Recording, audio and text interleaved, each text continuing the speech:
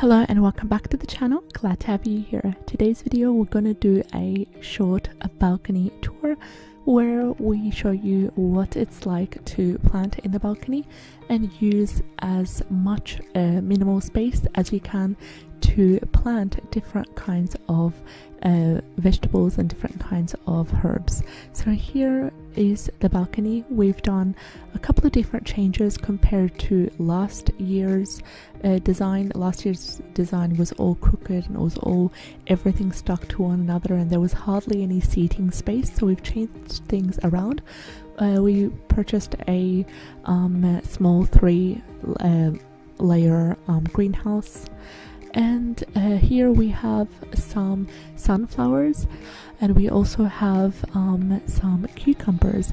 Now in the last month or two, this whole 3-layered greenhouse was filled with different kinds of plants and different kind of herbs and things that were propagating as well, including some rosemary and some fenugreek and a little bit of cress and some ginger plant, but we did get rid of some of these and gift some as well.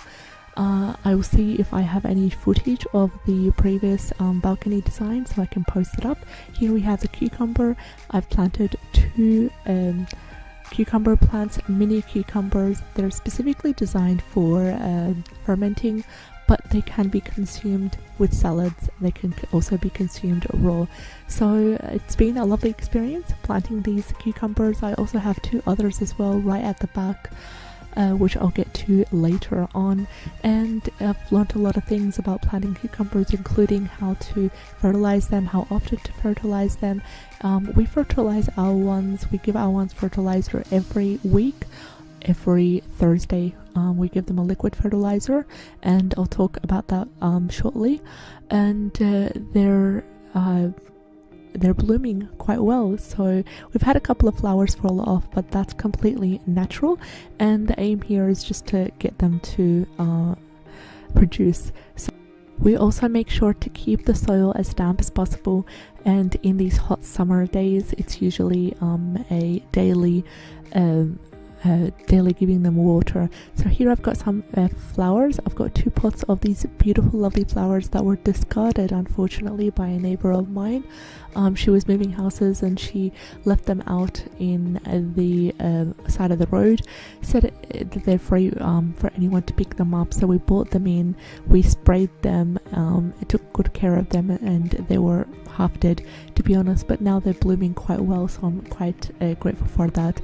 Apart from that, we do have some lemon balm as well as chives. We've just harvested our last harvest of these, but they produced so much during the spring and summer, around 3 to 4 harvest of the lemon balm and the chives, as well as the mini lettuce as well. We also have some dill that we also harvested, and it has finished now. Here we have some mint, and it's growing beautifully, and mint really can expand, and it really needs a big container or a big pot, gardening pot to be planted in, because it needs a lot of space to expand, a lot of space to grow as well.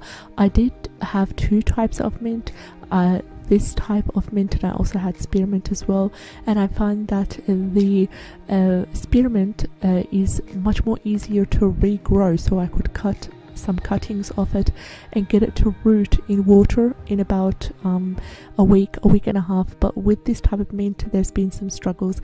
In this container I did have a beetroot plant, and I also had some carrots.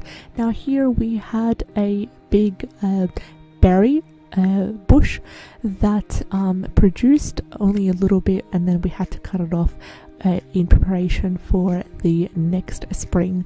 So there's more silver beet right over here. We did plant around 3 containers of silver beet, plenty of greens for salads to add in soups and smoothies, and it's been growing beautifully. The only thing with silver beet is it did take quite a while, around a month and a half to sprout. We had some time right here, which as you can see has all dried up, but it gave us quite a bit of a harvest.